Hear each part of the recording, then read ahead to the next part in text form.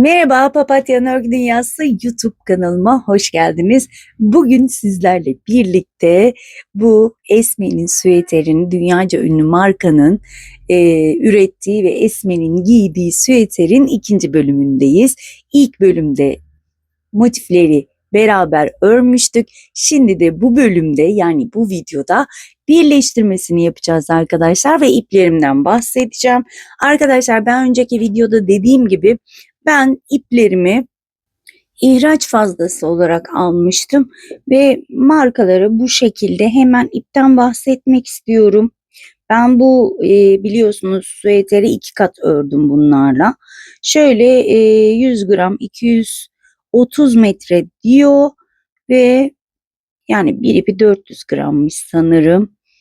%75 akrilik, %25 polyester, ama yani ucuz bir ip olmasına rağmen gerçekten çok güzel bir ip. Ben bunu beğeniyorum.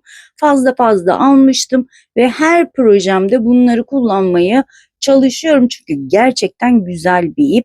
Ben internetten almıştım, reklam olmasın diye. Nereden aldığımı maalesef söyleyemiyorum. Ne kadar ip gitti derseniz arkadaşlar, ben çift kat ördüğüm için 2 tane maviden kullandım. 2 tane kahverengiden kullandım. 2 tane de krem rengi kullandım. Fakat iki tanenin hepsi bitmiyor. Yani her yumaktan yarımşar kalıyor. Eğer tek kat yapacaksanız kahverengi ve maviden birer tane, kremden de 2 tane alabilirsiniz, yarım kalmaması adına. Hemen kullandığım tığdan bahsetmek istiyorum. Ben 2 kat ip kullandığım için 5 milimlik tığ kullandım. Hemen ölçü de vermek istiyorum arkadaşlar size. Normal kullandığım mezurayı kaybettim. Yine buna kaldık. Bununla ölçeceğim. Şöyle bakın. Şöyle bel kısmından ölçmek istiyorum. Şöyle tam ölçmek ise 48 santim. Boydan arkadaşlar kaç bedene uyar? Arkadaşlar 38 bedenden 44 bedene biraz dar gelebilir. 42 bedene kadar rahatlıkla olur diyorum. Motifteki videoda da ben bahsetmiştim, küçük veya büyük motifler yaparak istediğiniz bu boyutlarda süeter elde edebilirsiniz. Şöyle sırtını da göstermek istiyorum. Benim çok hoşuma gitti. Şöyle tok bir süeterimiz oldu. Eminim sizler de beğenir, severek örersiniz diyorum. Eğer şu anda unuttuğum bir ayrıntı varsa muhakkak sizlerle hemen videonun altında paylaşacağım. Hemen şuraları da bahsetmek istiyorum. Ben burada arkadaşlar zincirleri birazdan göreceksiniz. Bu zincir boşluklarına 3 tane yaptım. Şuralara 2 tane yaptım. Ama çok dar oluyorsa veya yaka bölümünde de siz buralara 4 tane sık iğne, buralara yine 2 tane sık iğne yaparak o darlığı çözebilirsiniz. Bunu da size söylemek istedim. Evet, isterseniz hemen fazla lafı uzatmadan bu güzel süeterin birleştirmesine başlayalım. Ama evet arkadaşlar, uzun zamandır minik hatırlatmamı yapmıyordum. Hemen o minik hatırlatma yapma zamanı geldi diyorum. Çünkü gerçekten videolar seyrediliyor ama beğeni çok az. O yüzden videolarımı seyreden arkadaşlar, beğenen arkadaşlar o beğeni tuşuna basarlarsa beni çok mutlu edersiniz diyorum. Yorumlarınızı da yazarsanız bir fazla mutlu etmiş olursunuz. Evet arkadaşlar, hemen yapımına geçelim. Evet arkadaşlar, size söz verdiğim gibi bu güzel süeterin nasıl dikildiğini göstermek için ve nasıl birleştirildiğini göstermek için bu videoyu çekiyorum. Ve hemen ben sırt bölümünü, arka bölümünü birleştirdim. Kamera arkasında birleştirmemin tek nedeni tek kat mı kullanayım, çift kat mı kullanayım, hangi yöntemle birleştirirsem daha orijinaline yakın olur diye ben kendimce şöyle söktüm, diktim, söktüm, diktim ve size düzgününü göstermek için bunu yaptım. Ve hemen sırt bölümüne şöyle bakacak olursak, bunu lütfen şöyle ellerimi çekiyorum, kaydedin. Bu şekilde birleştireceksiniz siz de. Bu arka bölümümüz arkadaşlar. Şimdi üçgen mavileri sayıyorum. 1, 2, 3, 4, 4 tane koymuşuz ve üçgen kareler 2, 4, 5, 6, 7 tane. Kahverengiler 2, 4, 5, 6, 7 tane. Krem renklerin karelerini sayıyorum. 2, 4, 5, 6, 7. 7 tane kremden koyduk. Krem üçgenleri sayarsak 1, 2, 3 tane krem üçgen. Yani üçgenler burada ve şurada. Hemen şöyle yakından göstermek istiyorum. Şöyle çekeyim. Bakın hani diğer videoda yapmıştık ya, yarımdan bir fazla diye. Onları da 2 tane sırt bölümüne şu şekilde ekledim. Yakından göstermek istiyorum. Bakın şu şekilde, yani üçgeni düşünün. Üçgeni çevirdim. Şu şekilde buraya uyguladım. Bir fazla dediğimiz bölümler şurada kalacak. Bakın bir fazla dediğimiz, yani şöyle hemen kenar bölümünden sayarsak 1, 2, 3 tane trabzan şöyle boşta kalacak. O şekilde ayarlıyoruz. Üçgen bölümü yaptık. Bir fazla da dışarıda kalacak şekilde diktik arkadaşlar. Hemen şöyle düzeltiyorum. Ve diğer bölümü nasıl yapacağınızı hemen şöyle gösteriyorum.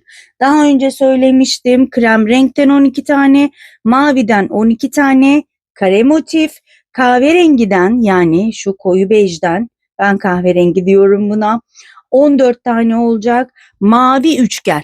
Mavi üçgenden 5 tane. Krem yarımın bir fazlası 2 tane.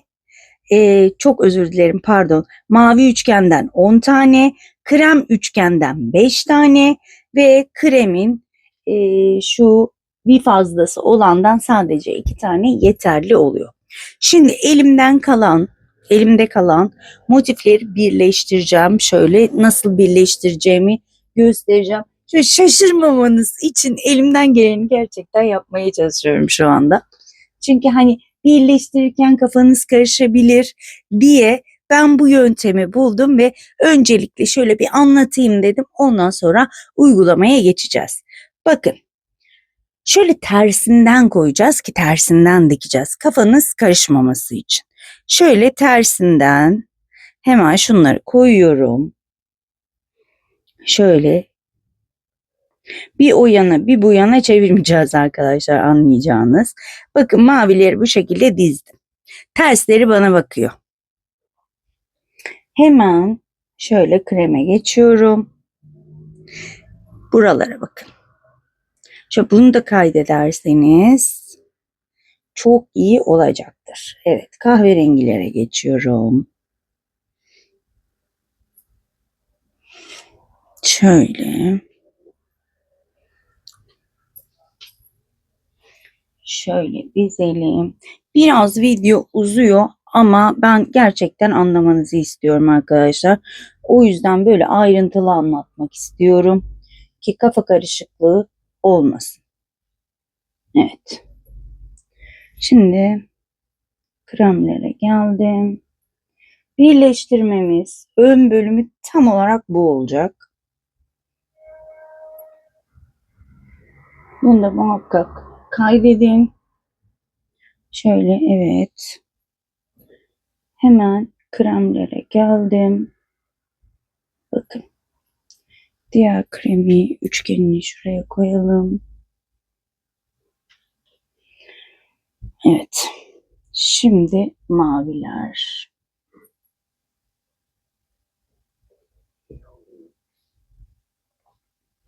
Çok pardon, çok pardon. Yine şaşırdım. Ve maviler de buraya gelsin. Evet. Bakın bu şekilde olacak. Yani birleştirdiğimizde ön taraf bu şekilde duracak. Önce önü birleştireceğiz. Daha sonra da bakın burada birer tane fazla kaldı. Yanları birleştirirken şunları da şöyle şu şekilde yine dikeceğiz. Bakın. Şöyle katladım. Yine şu iki ucu birleştireceğim. Şu şekilde dikeceğim arkadaşlar. Ve daha sonra hemen alt bölüm ve yaka bölümünü öreceğiz. Bu kadar basit. Bu basit yöntemle eminim ki anlaşıldı. Şimdi bunu ekran kaydı alın. Daha sonra iki parçanın da ben tek tek resimlerini çekip Instagram hesabıma da atacağım. Bu videonun sonuna da atacağım arkadaşlar. Yine motifleri ördüğüm numarayı da söylemek istiyorum. 5 milimlik tığ ile ördüm ve birleştirmeleri yine çift kat iple birleştirdim, diktim. Çünkü tek kat olmadı arkadaşlar. Çok böyle kötü durdu. Yine de siz bilirsiniz ama benim fikrim, eğer çift kat örüyorsanız çift katla dikin. Tek kat örüyorsanız tek katla örün. Motiflerim 12 santimdi. İsterseniz hemen birleştirme yöntemlerine başlayalım.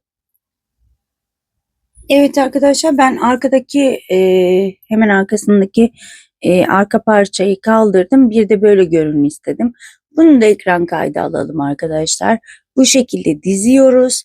Tersleri bana bakacak şekilde diziyoruz.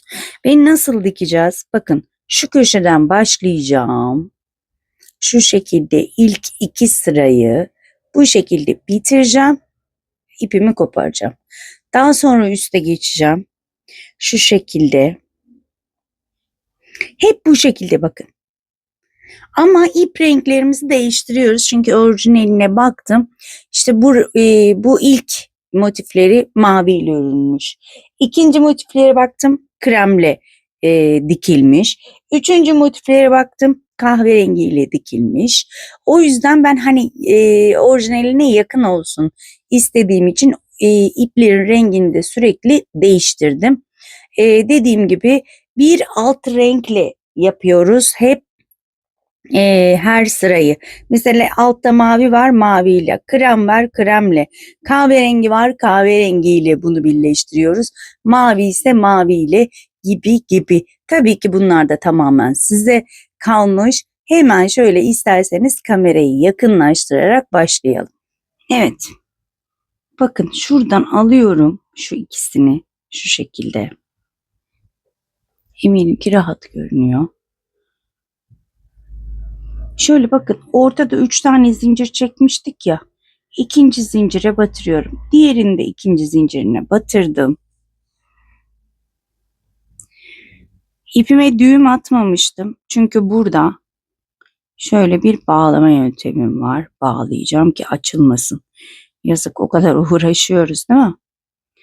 Şöyle ipim çift kat, sürekli söylüyorum ama çünkü bu şekilde güzel göründü. Daha sonra ben bunu içten yürüterek gizleyeceğim. Bakın, şöyle tuttum. Hemen bu köşe kısmından tekrar bir kere daha geçirdim ki ipim görünsün. Daha sonra bakın, trabzan taraflarına geliyorum. Hemen şöyle arkadan trabzanın tepesine, bu motifin de trabzanın tepesine batırdım. İpimi geçirdim. Biraz sıkılaştırıyorum ama çok fazla değil. Hemen bunun boşluğun arasından iğnemi geçiriyorum. Ve ipimi geçirdim. Şöyle bir sarıyorum, düzgün sarıyorum. Daha sonra bakın, hem bu motifin hem de bu motifin şöyle trabzanlarının tepelerine batıyorum. İpimi düzelterek şöyle sıkıştırıyorum. Daha sonra boşluk. Aslında çok kolay ama tekniğini bilince kolay. Çünkü bilmiyorum, bende mi bir sorun var. İlk yaptığımda sürekli söktüm. Çok hoşuma gitmedi. İşte tek kat iple denedim. Daha sonra başka yöntemler denedim ama çok hoşuma gitmedi açıkçası. Size de böyle yararlı bir video çekmek istediğim için birazcık uğraştım. O yüzden de video gecikti arkadaşlar. Ama hani videoyu daha önceden yayınlayıp da kötü bir şey de çıkarsam hoş olmayacaktı. Evet. Şimdi bakın, bu köşeye geldim. Hemen içinden geçiriyorum. Boşluğun içinden, yani bir boşluğa içinden geçiriyorum. Bir trabzanların tepesinden eminim ki burası anlaşıldı. Şöyle burayı bozmadan yapıyorum ki tam manasıyla anlaşılsın. Bakın şu şekilde birleştirmiş oldum. Şöyle birleştirmiş oldum. Şimdi hemen bu uca geliyorum. Öncelikle bakın şunun tepesine batalım. Diğerinin de bakın tam şu çizgiye batıyorum. Elime dikkat ederseniz. Evet. Şöyle burayı birleştirelim ki boşluklar kalmaması için bunu yapıyorum. Şu anda tersindeyiz. Düzü bakın bu şekilde çok şık bir şekilde ilerliyor. Hemen şuraya geçiyorum. Şunları birleştirmeye başlıyorum. Bir tane boşluktan geçirdim. Trabzan tepelerinden. Gördüğünüz gibi inanılmaz kolay aslında. Dediğim gibi eğer tekniği öğrendiğinizde inanılmaz kolay oluyor. Hemen iğnemden de bahsetmek istiyorum. Arkadaşlar ben şöyle bir yün iğnesi kullanıyorum. Alt yazılar buraya gelecektir. Alt yazıları kaldırabilirsiniz. Alt yazılara zaten yabancılar için de söylüyorum. Yabancı arkadaşlar için de. Gördüğünüz gibi önünüzde dikiyorum. O yüzden alt yazıya gerek yok. Benim yaptığım bu teknikle dikebilirsiniz. Böyle sıkılığını kendiniz ayarlayın. Bakın iki trabzan tepesine.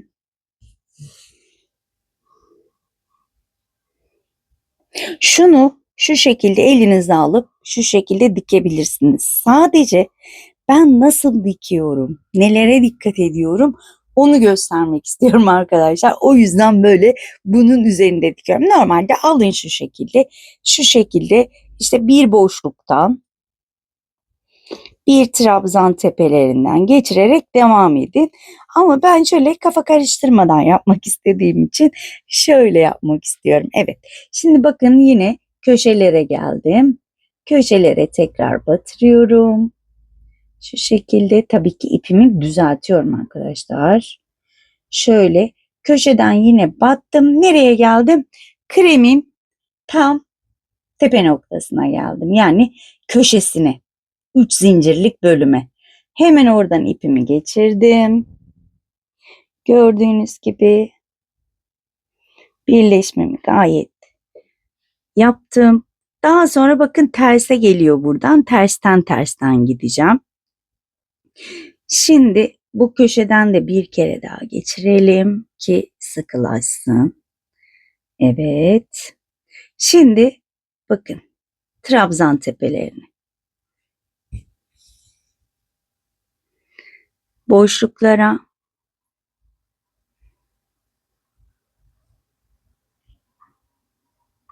trabzan tepelerine,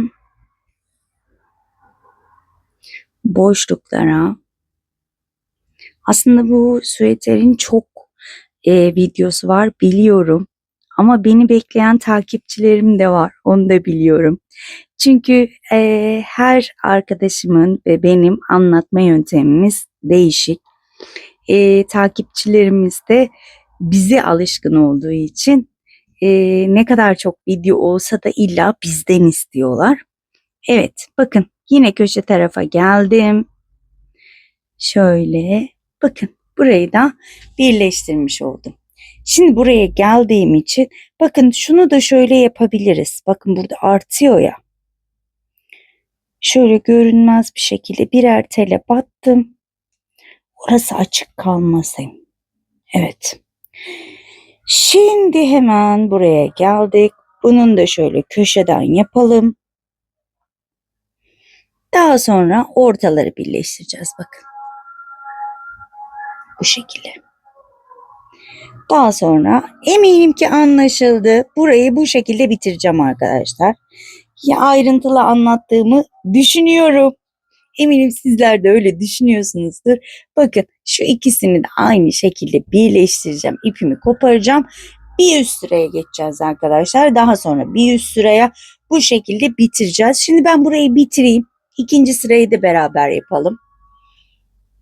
Evet arkadaşlar gördüğünüz gibi bakın şu şekilde gelerek sonuncu motifleri de diktim. Bu sona geldiğimde bakın ortadan geçirdim ama şöyle birer tel alarak şöyle ikinci, burada 3 tane zincirimiz vardı. İkinci zincirlerden de bir sıkıştırma yapıyorum. Şimdi bu ipi saklamak için burada ipi keseceğim. Çünkü diğer iple devam edeceğim. Şöyle içten yürütme yapabilirsiniz. Öncelikle ben burada bir düğüm atmak istiyorum ki çözülmesin. Şöyle düzgün bir düğüm atalım.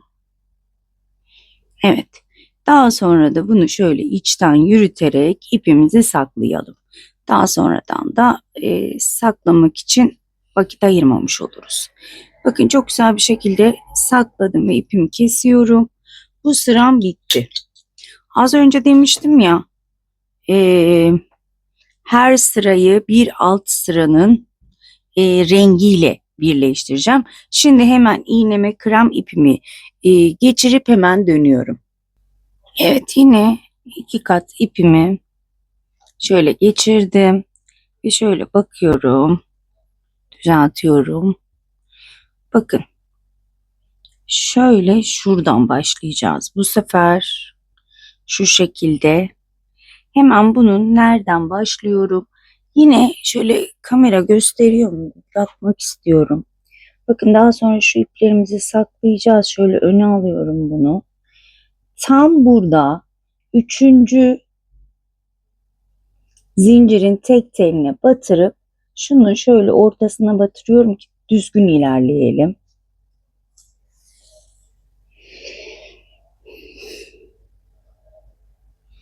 Şöyle biraz şuraya çeksem düzgün görünse tam, evet. Şöyle hemen bunu burada bağlayacağım. Bu düğümleri hiç kafanızı yormayın. Hemen şöyle ince böyle 2,50 milimlik bir tığla içten şöyle yürütebiliyoruz. Diğerini öyle yaptım. Diğerinde hiç ip kalıntısı yok arkadaşlar. Şöyle sıkıca bağladım. Ve bakın şöyle şununla şunun içinden geçiriyorum. Gördüğünüz gibi sonra karşılıklı trabzanlara bakın, denk gelmeyebilir, olsun, öne çekin, ilk trabzanlara şöyle batırın. İpten dolayı bazıları biraz küçük biraz büyük olabilir, hiç önemli değil. İşte karşı karşıya gelmedi benimki demeyin, hemen şöyle elinizde getirin ve birleştirin, hiçbir sorun olmayacaktır.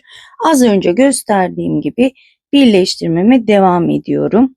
Daha doğrusu dikmeye. Bakın şöyle açarak yapıyorum ben size rahat görün diye. Şöyle bakın karşılıklı trabzan tepelerine battım. Boşluklara battım. Trabzan tepelerine.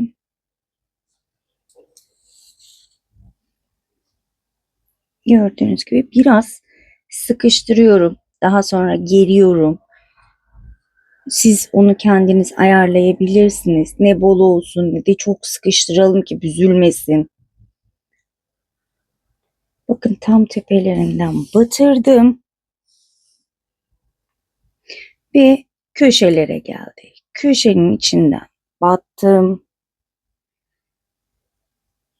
Ve diğer motife geldim. Bakın bu şekilde diğer motifi de aynen dikeceğim. Şimdi şöyle düzgün bir geçiş olsun diye bu üçüncü ilmeklerden birer tane alıyorum ki düzgün bir geçiş sağlayalım. Önden gözükmeyecek bunlar. Bir boşluk kalmasın diye yapıyorum bunu da. Yoksa ortada bir boşluk kalır. Evet. Daha sonra bakın köşelerdeyim. Boşluktan geçirdim. Daha sonra trabzan tepelerinden boşlukta. Eminim ki anlaşıldı arkadaşlar. Dikişimiz bu kadar kolay. Diğerlerini de aynen şu şekilde, şunları nasıl diktiysek bunları da aynı şekilde dikeceğim. Daha sonra çok pardon, mavileri şöyle içe doğru dikeceğim. Yani 3 tane. Mavileri diktikten sonra hemen mavilerin köşelerine beyazları ve şöyle 3 tane de kahverengi olarak devam edeceğim. Eminim ki anlaşıldı. Ben şu mavileri de dikip daha sonra şu üçgenleri de göstermek istiyorum. Evet arkadaşlar, mavilere kadar geldim. Mavi motiflere kadar mavi motifleri diktim.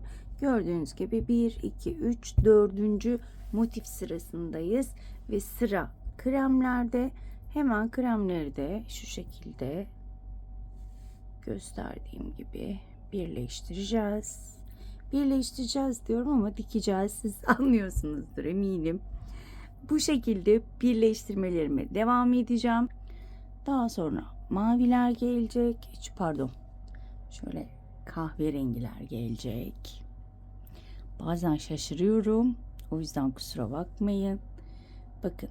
Daha sonra şöyle üçgen. Üçgenler ortaya geliyor. Şöyle hemen göstereyim. Bakın üçgenler şöyle tam ortaya gelecek. Ve karelerde şu omuz kısımlarına gelecek gördüğünüz gibi. Aslında üçgenleri şurada dikmiştik ama yine de başlangıç olarak göstermek istiyorum. Mavi ipimi yine 2 kat olarak geçirdim. Ve birleştirmemi yine bakın şuradan başlayacağım. Evet. Bakın hemen şöyle ilk başta birer ilmekten alıyorum. Hemen ortadan geçirmiyorum ki aralarda boşluk olmasın arkadaşlar. Buraları aslında biliyorum, göstermeme gerek yok ama yine de ayrıntılı bir şekilde anlaşılsın diye ben başlangıçları yine göstermek istiyorum. Evet, muhakkak düğümlerimi yapıyorum çünkü çözülür.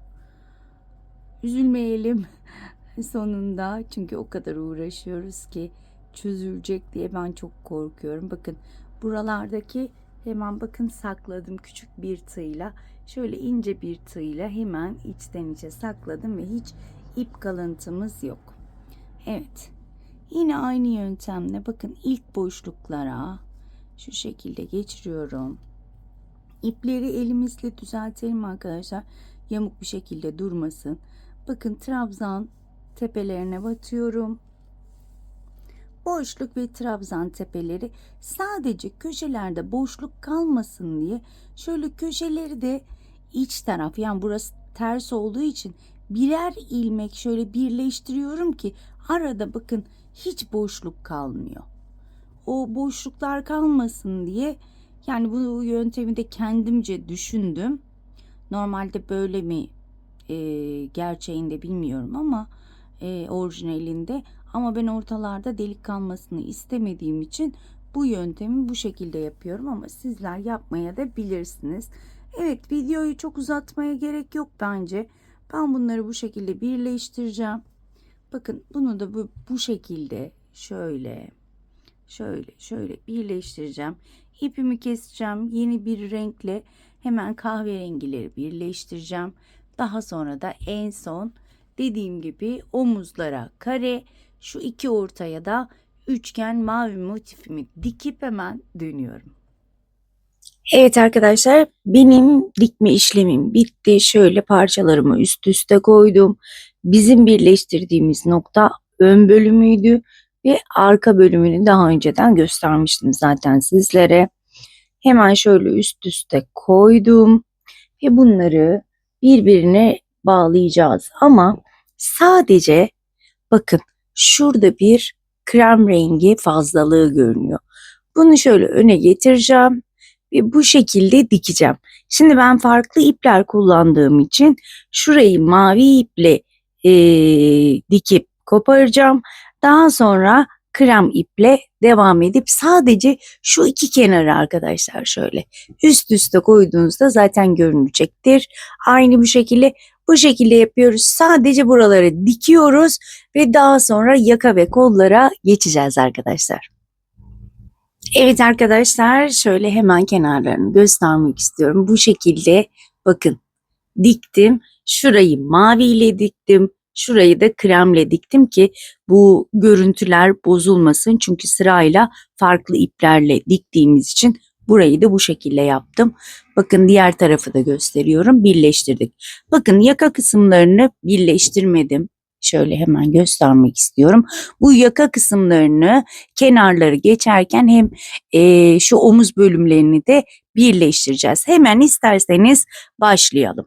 Şimdi ben ipimi yine 2 kat aldım. 2 katla başladık, 2 katla devam edeceğiz. Evet. Hemen ipime bir düğüm atıyorum burada. Bakın şu omuz kısmını aldım.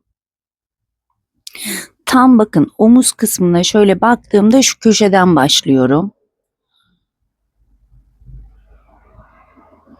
Hemen köşe 3 zincirlik bölüme bağlıyorum. Öncelikle şöyle bu trabzanla başlayacağımız için 2 kere doladım.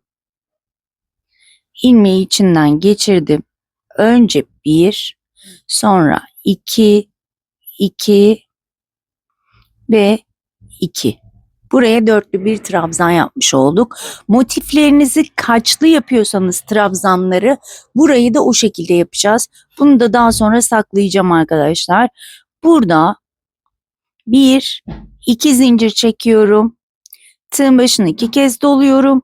Boşluğa battım. Önce 1, sonra 2,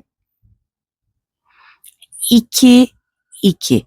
Arada motiflerimizin 2 zincir olduğu için ben 2 zincir çekiyorum. Siz ona göre ayarlarsınız. Tek zincir de çekebilirsiniz. Bu şekilde boşluklara gördüğünüz gibi dörtlü trabzanlarımı yapıyorum. Evet. 2 zincir. 2 kez doluyorum. Boşluğa. 1, 2, 3 ve 4. 2 zincir. 2 kez doluyorum. Önce bir ilmek, sonra 2, 2, 2. Kaç tane trabzan yapmış olduk? 1, 2, 3, 4, 5 tane trabzan yapmış olduk. Şimdi burada hiç zincir çekmeden hemen karşı bölüme geçiyorum. Bakın şu yarım trabzanın hemen şu boşluğuna, trabzan boşluğuna batıp 1, 2, 3 tane şöyle sık iğne yapıyorum. Bunu kendinize göre ayarlayın. 2 yapabilirsiniz, 3 yapabilirsiniz, 4 yapabilirsiniz. Ona göre kasmasına göre ayarlayın. Bakın burada üçlü trabzan, ilk başlangıç yaptığımız üçlü trabzanımız var. Hemen buraya 2 tane. 1, 2. Burada sihirli halkamın tam ortası var. Biraz zor batıyor. Hemen buraya bir sık iğne yapıyorum. Şöyle bakıyorum. Evet, kasma yok. Bu yeterli olacaktır. Hemen diğer tarafa geçtim. Bakın 3 trabzanlık yere. 1, 2. Bu şekilde yakayı da toplamış oluyoruz. Ve bakın 4 trabzanlık boşluğa geldim. 1, 2, 3 tane sık iğnemi yaptım. Şöyle göstermek istiyorum. Daha sonra diğer yarım motife geçtim. Hiç şu ortayı ellemeden hemen dörtlü trabzanın arasına battım. 1, 2 ve 3. Yani şu yarımda ne yaptıysam diğerinde de onu yapacağım. Şöyle elimizde de düzeltelim. Daha sonra bakın üçlü trabzanın olduğu yer 1, 2. Muhakkak bir tane de sihirli halkanın ortasına batıyorum. Oraya da bir tane yaptım. Bu şekilde devam ediyorum. Bakın üçlü trabzana 2 tane. Dörtlü trabzana geldim. 3 tane. 1, 2 ve 3. Tekrar şöyle bakalım. Evet, gayet düzgün görünüyor. Hiç toparlanması yok. 1, 2 kez doladım. Bakın yine kutucuklara geldim. Kutucukların içine batıyorum. Burada kafes yapıyoruz. Dörtlü trabzan. Arada 2 zincirim var. 2 kez doladım. Diğer kutucuğa battım ve dörtlü trabzan yapıyorum. Bu şekilde buranın sonunda ipi koparacağım arkadaşlar. 2 zincir, Kutucuğa geldim 2 kez dolayarak. 2 kez zincir, 2 kez doladım ve dörtlü trabzan. Bakın 4 tane oldu. Son 5.'yi yapıyorum. 1, 2, 2 kez doladım. Bakın tam köşeye geldim. 3 zincirlik bölüme.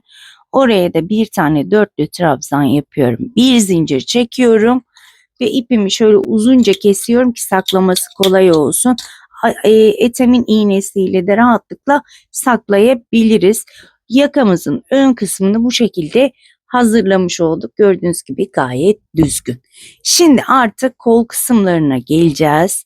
Bakın tam şuradan, yine hep köşelerden, şuradan değil, tam şuradan başlayacağım. Şu şekilde geleceğim. Şurayı da birleştireceğiz arkadaşlar. Kol altı çok açık olmaması için. Burayı birleştirip ipi keseceğim. Daha sonra arka taraftan başlayacağım ve omuz kısımlarını da kapatacağız. İsterseniz hemen başlayalım.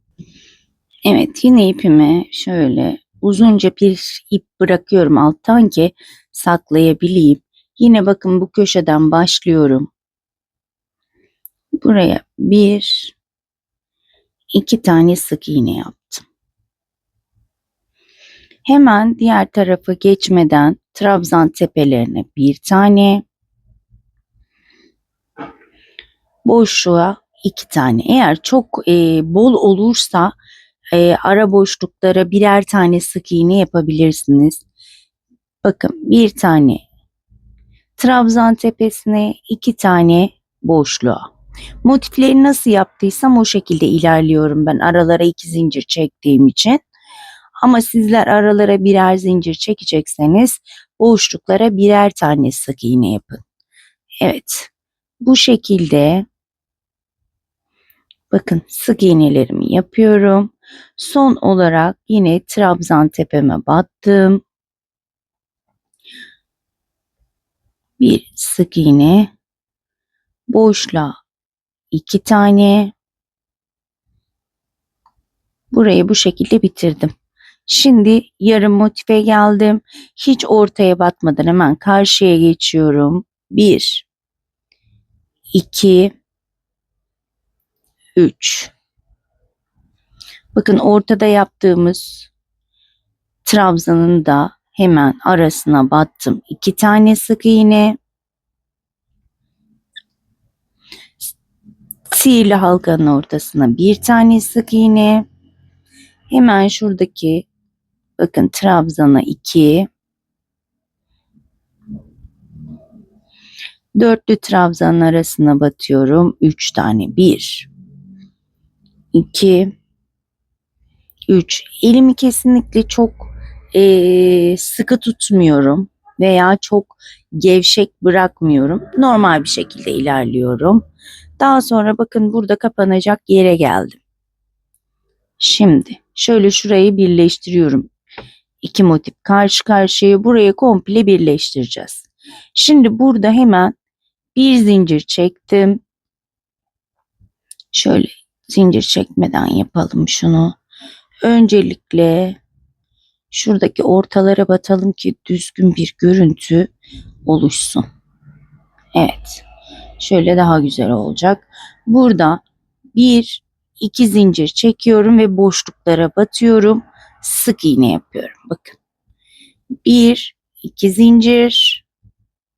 Hemen şöyle karşılıklı boşlukları buluyorum. Oraları atlamayalım çünkü. Hemen şu şekilde battım, sık iğne. 1, 2, boşlukları buldum. Sık iğne. 1, 2, hemen boşluklarımı buldum. 1, 2, bakın burada son boşluklarım var. Battım. Sık iğnemi yaptım ve buradaki ilmeğe şöyle bir kaydırma yapıyorum ki burada güzel bir görüntümüz olsun. Evet. Şimdi burada ipimi kesiyorum. Şöyle bakın, burayı da kapatmış olduk. Etamin iğnesiyle bunu şu şekilde şuraya yedireceğim. Şimdi arka tarafa geçiyorum. Şöyle arka tarafa geçtim. İpimi yine bir düğüm attım. Şöyle şuradan başlıyorum. Bunları daha sonra buradan birleştirip saklayacağım. Şimdi burada yine 3 tane 1 2 3 2 tane köşeye, daha doğrusu üçlü trabzanın arasına bir tane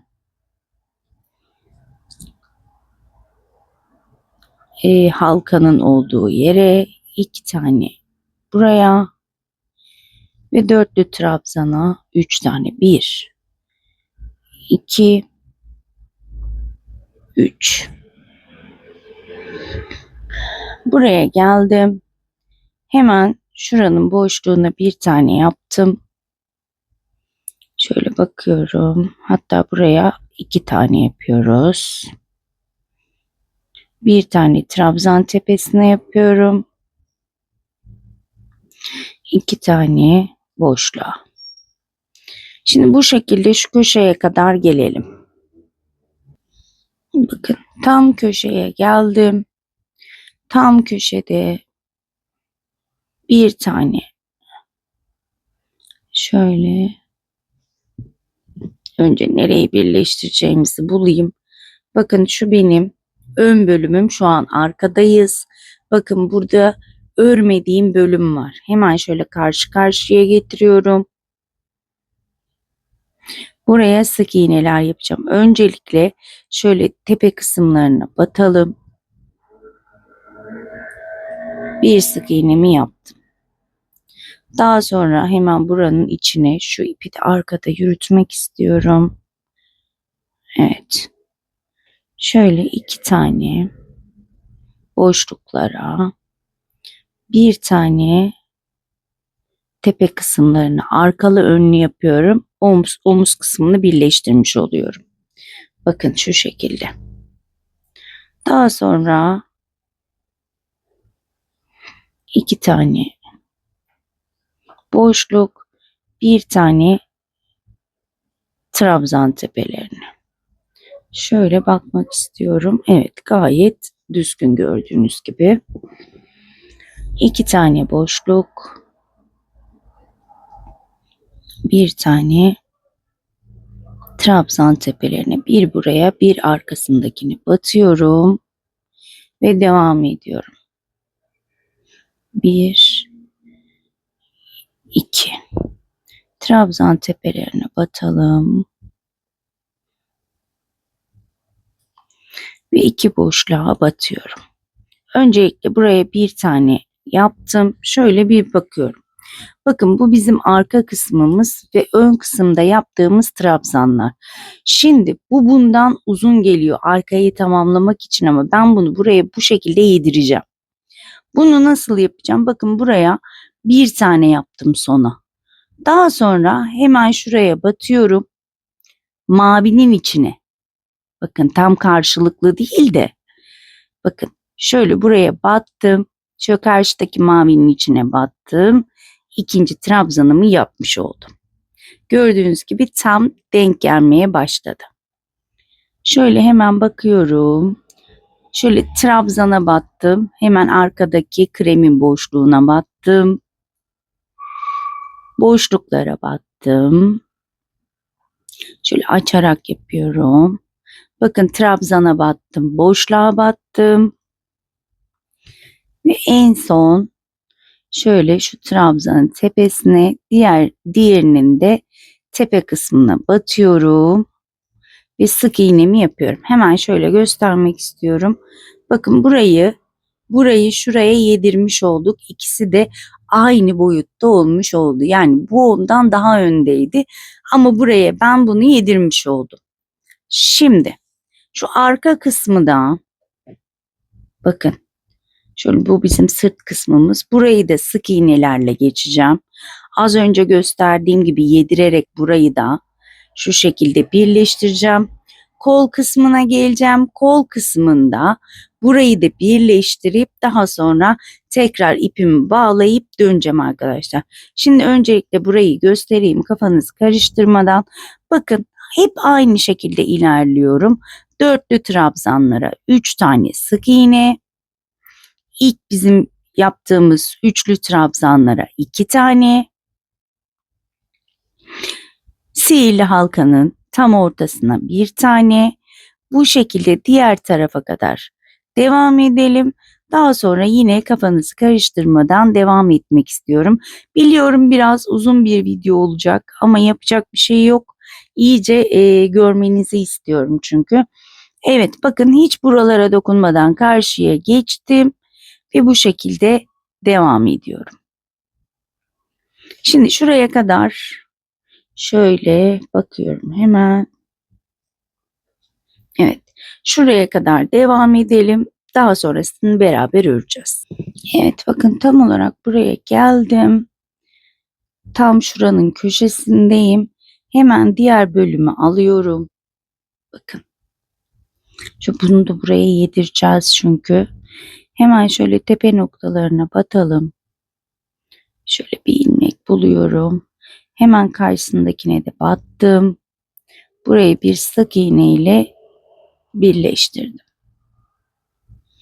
Evet. Daha sonra 1 tane buraya yaptık. Şöyle düzeltelim ki tam denk gelsin. Şöyle şunun tepesine batacağım. Yine ortaya boşluğa batırıyorum. Sık iğne yaptım. Buradaki boşluğa batırdım. Karşıdaki boşluğa batırdım. Trabzan tepesine battım. Yine boşluğa geldim. Böyle buraya yediriyorum bunu anlayacağınız. Boşluğa geldim. Yine karşıdaki boşluğa. Buradaki trabzan tepesine geldim. Burada yine aynı şekilde boşluğa battım. Şöyle göstermek istiyorum. Gene motifi buraya yedirmiş olduk. Hemen şöyle bir bakalım. Yanlışlık olmasın.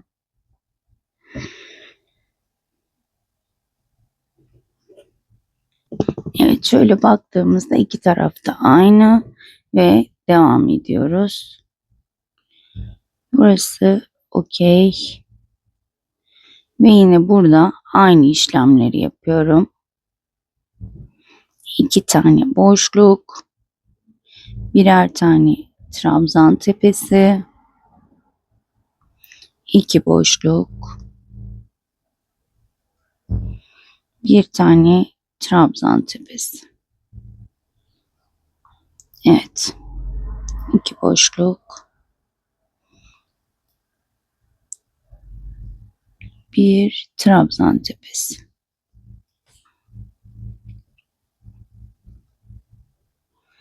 Bu şekilde devam ediyorum. Daha sonra kol kısmına ineceğim. Eminim ki oraları anlamışızdır. Az önce gösterdiğim yerde. Bakın kol kısmına geldim.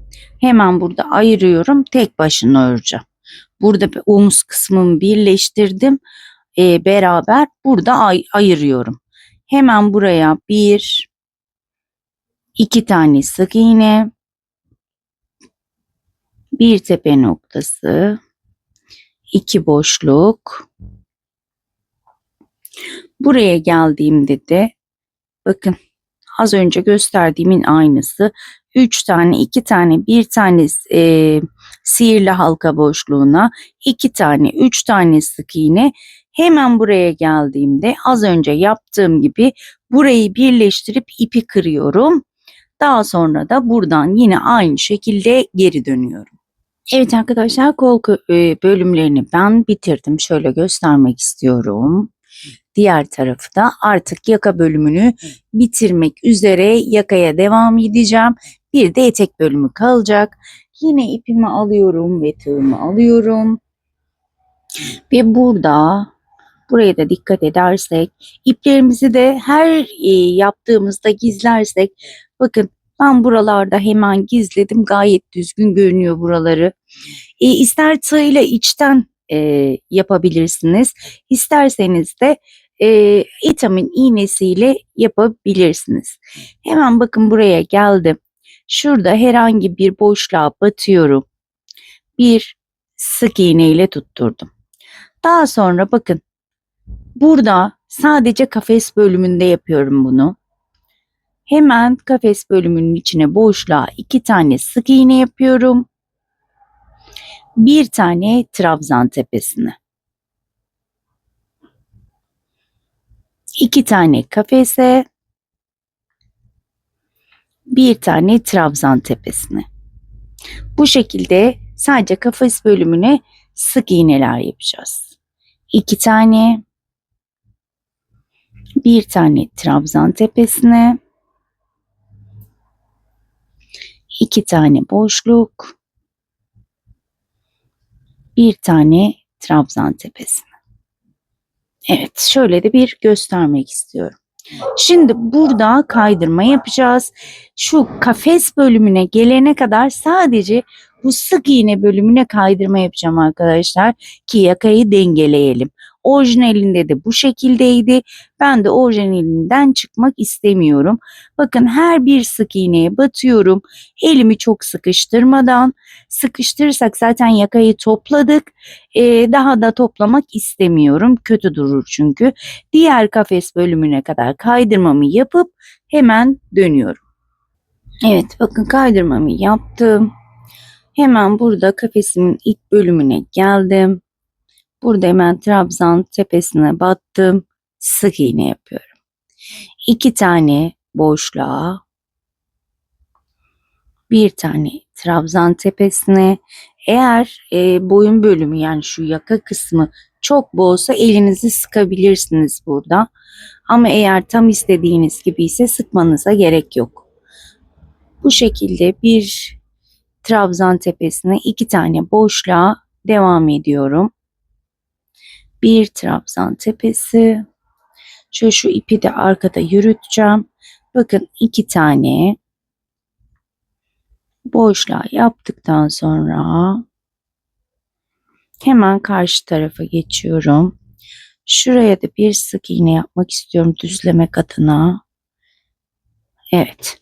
Şimdi burada ne yapıyoruz? Hemen sık iğne tepelerine batıyorum ve burada kaydırma yapıyorum bakın. Düzgün ilerlemek adına tek tek sık iğne tepelerine batıp kaydırma yapıyorum. Sıra sonuna kadar bu şekilde kaydırmamızı şuraya gelene kadar devam edelim. Daha sonra bir sıra kafes yapacağız. Evet, sık iğnelerimle şöyle bir tur attım ve sonuna geldim. Hemen ilk yaptığım sık iğne tepesine batıyorum, kaydırmayla kapattım. Burada bakın hemen şöyle kafesimin ilk bölümüne geldim. Şu alttaki kafeslerle tam üst üste uydurabilmem için eğer buraya gelmediyseniz şöyle kaydırma yaparak hemen kafesin şu bölümüne gelebilirsiniz. Şimdi şöyle hatta bakıyorum. Evet, biz tam yerdeyiz. 1, 2, 3, 4 tane zincir çektim. 4, 5, 6 tane zincir çektim. Mikrofonum düştü, kusura bakmayın. Umarım sesim çıkıyordur. Evet, 6 tane zincir çektim. 1, 2 kez doladım. Hemen bakın trabzan tepesine batıyorum. 1, 2, 3, dörtlü trabzanımı yapıyorum. Burada üçlü trabzan da yapabilirsiniz. 2 zincir çekiyorum. Tığın başını doluyorum 2 kez. Bakın 1, 2 tane sık iğne atlayıp üçüncüye batmış oluyorum. Bu şekilde dörtlü trabzanımı yapıyorum. 2 zincir. Hemen diğer bölüme geldim. Burada saymama gerek kalmıyor. Tam trabzan tepelerine batıyorum çünkü. Diğer tarafta 2 tane atlayabilirsiniz. Denk getirmek için 1 tane atlayabilirsiniz. Siz ona göre kendi ayarınızı yapabilirsiniz. Yani 1, 2, 3 atlamak çok önemli değil. Önemli olan sadece şu, benim için önemli olan şu kafeslerin birbirine uyumlu olması. Evet, buraya geldim. Bakın, kaydırma yaptığımız yerlere geldim. 2 zincir çekiyorum. Tığın başına 2 kez doluyorum. Hemen burada 1, 2, üçüncüye batıyorum. Şöyle batalım. Şurada da kaydırma yapmıştık. Zor batılıyor. Dörtlü trabzanımı yapıyorum. Arada 2 zincirim var. 1, 2, üçüncüye battım. Dediğim gibi birinciye de batabilirsiniz. Ben şöyle yaka kısmına bakacağım. Eğer burada bir kasma olursa 1, 2, 3, evet, üçüncüye batmışız. İkinciye de batabilirim. 2 zincir, 2 kez doladım. 1, 2, üçüncüye battım.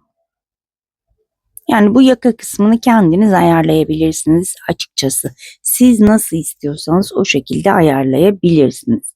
Yani 2 tane atlıyorum, üçüncüye batıyorum arkadaşlar. Yaka kısmı benim için gerçekten güzel oldu. Şöyle bakın, ilerliyor.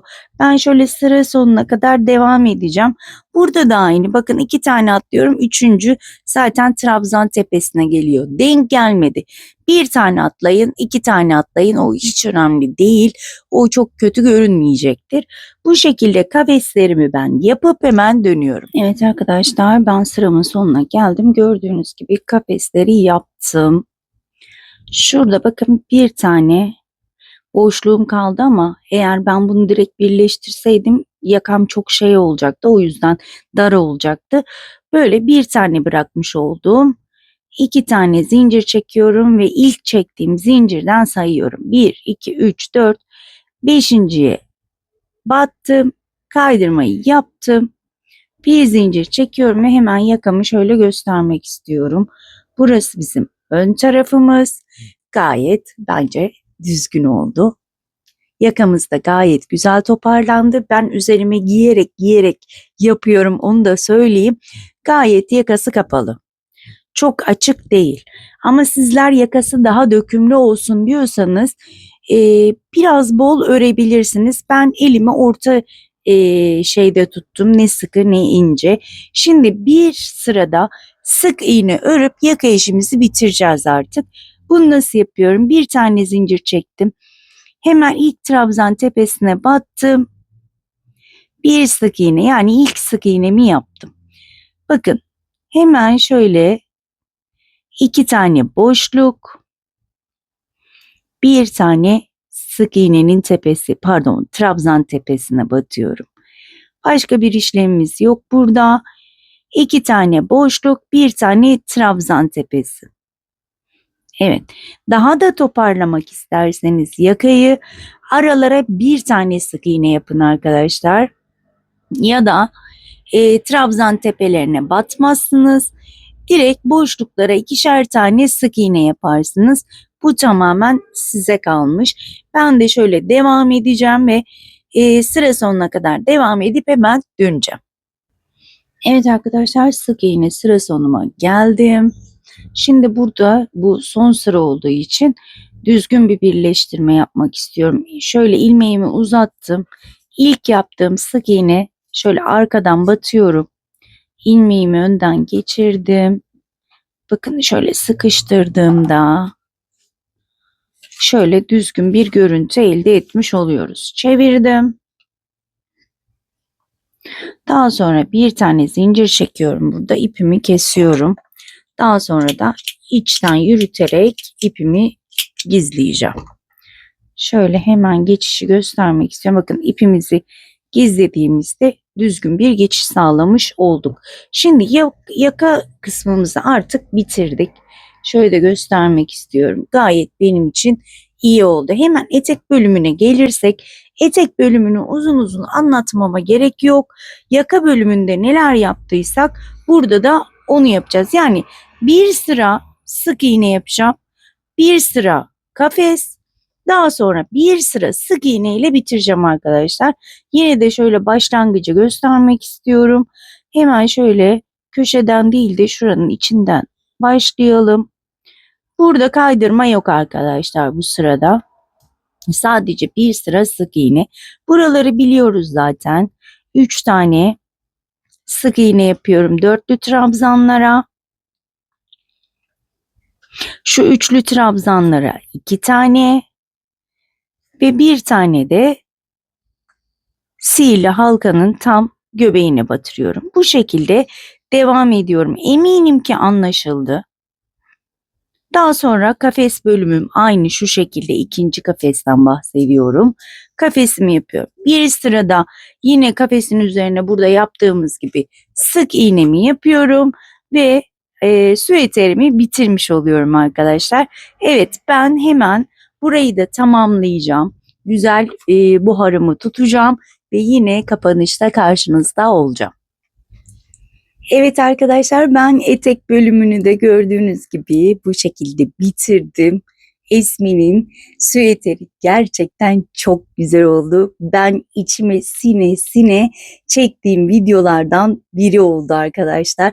Umarım sizler de beğenir, severek örersiniz diyorum. İp bilgileri, tığ bilgileri hepsini zaten videonun başında sizlerle paylaştığım için şu anda gerek görmüyorum. Eğer açılış videosunun açılış konuşmasını izlemediyseniz lütfen videoyu başa alın ve tek tek oraya bakabilirsiniz. Genelde açılış konuşmalarımı kimse dinlemediği için bunu da söylemek istiyorum.